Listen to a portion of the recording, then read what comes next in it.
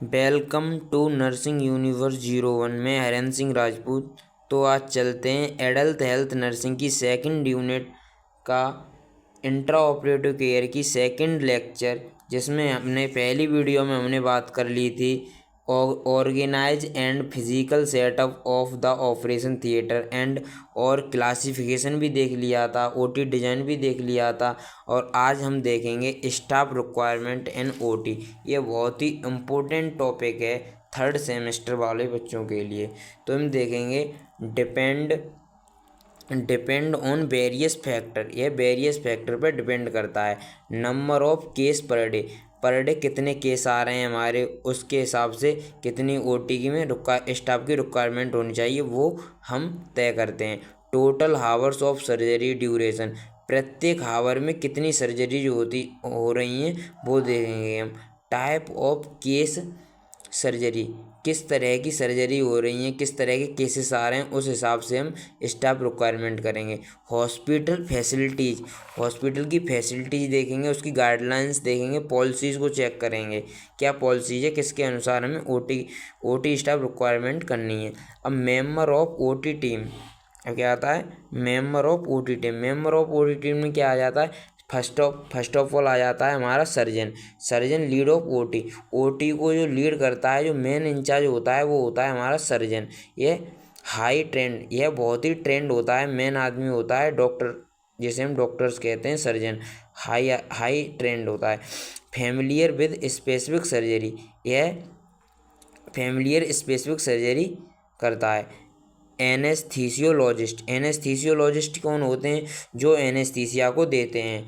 To provide the anaesthesia is called the anaesthesiologist. Anaesthetics कहते हैं।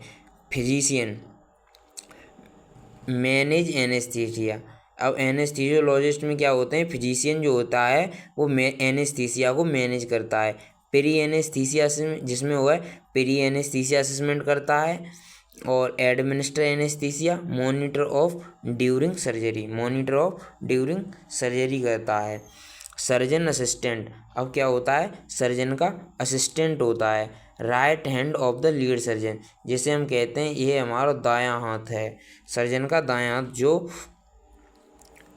जो ऑपरेशन को लीड करने में सहायता करता है। डायरेक्ट, अब आता है direct support to lead surgeon helper. यह सर्जन की डायरेक्ट सपोर्ट करता है, जैसे कि इक्विपमेंट देना, स्विचिंग करना, सिटरिंग करना, रिएक्टिंग करना, टिश्यू मसल्स कंट्रोल, ब्लीडिंग को कंट्रोल करना। ये सब कौन देखता है। एंड और क्या करता है, बाउंड को क्लोजिंग एंड बाउंड घाव को बंद करता है, स्विचिंग करता है उसमें। अब आता है नंबर 4 ओटी नर्स। ओटी में नर्स कितने प्रकार की होती है, नर्स 3 टाइप्स नर्स होती हैं इसमें। First of all scrub nurse, circulating nurse and other nurse. Scrub nurse का क्या काम होता है, असिस्ट टू द सर्जन। जो स्क्रब नर्स होती है वो सर्जन को असिस्ट करती है। एंड पास द इंस्ट्रूमेंट, और सर्जन को इंस्ट्रूमेंट पास करती है, पास में खड़े होके।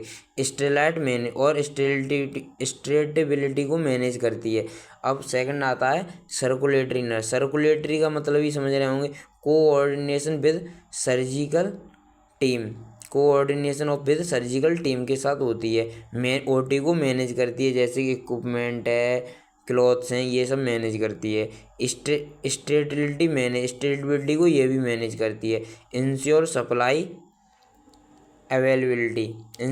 को अवेलेबिलिटी करती है। अब नंबर 6 अदर जो नर्स होती है, if needed according to the hospital, ये तब हॉस्पिटल के अनुसार इसकी ज़रूरत पड़ती है, जैसे एनेस्थीसिया मॉनिटर, एनेस्थीसिया के लिए को मॉनिटर करने के लिए, equipment monitor, vital sign monitor, others. अब नंबर 5 आता है अदर स्टाफ में कौन कौन हो जाते हैं, जैसे कि ओटी टेक्नीशियन है, लैब टेक्नीशियन है, ओटी अटैचमेंट है, एनेस्थीसिया टेक्नीशियन है, ओटी क्लियरर है। अब इसमें OT technician support surgery team, यह क्या करता है, ओटी टेक्नीशियन सपोर्ट सर्जरी को सपोर्ट करता है। लैब टेक्नीशियन इमरजेंसी केसेस से लैब डायग्नोस्टिक, जैसे कि सीबीसी, एमपी विडाल, एक्सरे, ये सब देखता है। ओटी अटेंडेंट क्या होता है, चेकिंग पेशेंट ट्रांसपोर्ट, पेशेंट को देखता है अगर इसकी हालत ट्रांसपोर्ट के लिए है तो इसे ट्रांसपोर्ट करना पड़े।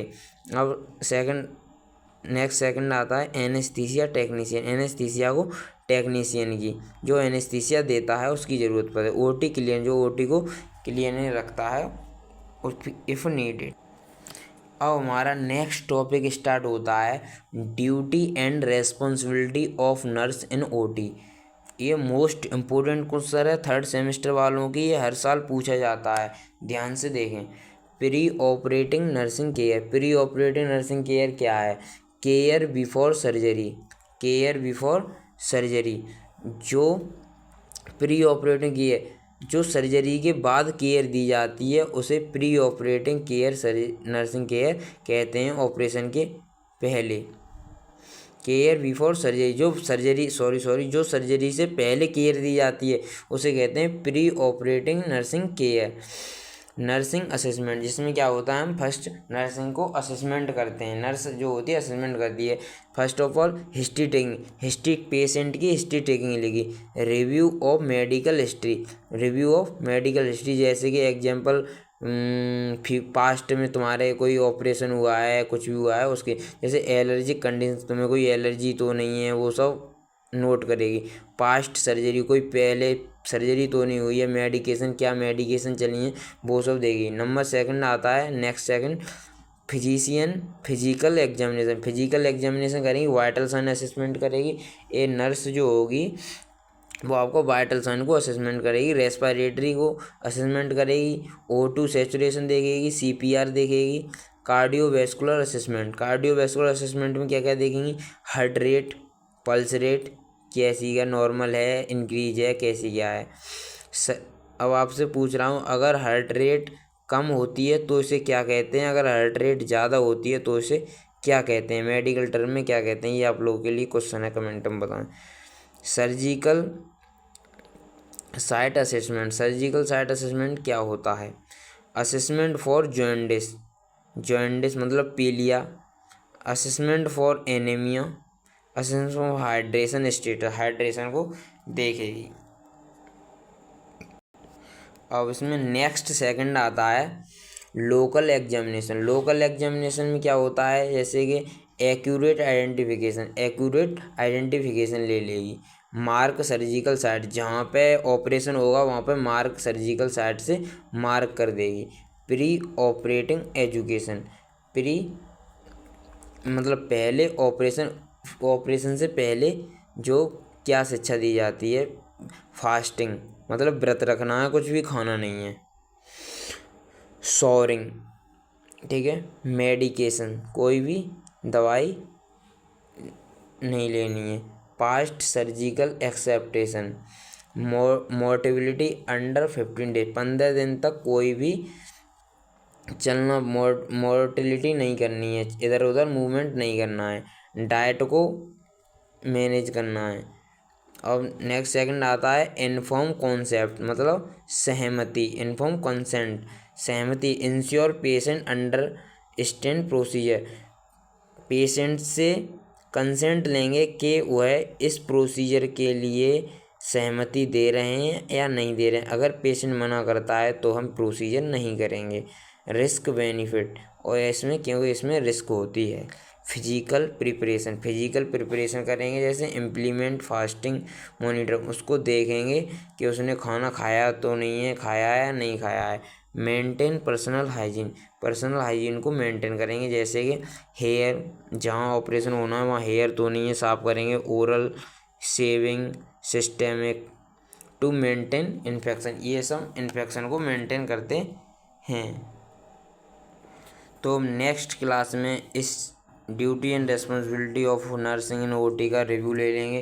तब तक मैं बता दे रहा हूँ, फर्स्ट लेक्चर में मैंने पढ़ा दिया है आपको organization and physical setup of the operation theatre, classification पढ़ा दिया है, OT डिज़ाइन पढ़ा दी गई है, स्टाफिंग पढ़ा दी गई है, स्टाफिंग आज ही पढ़ाई है।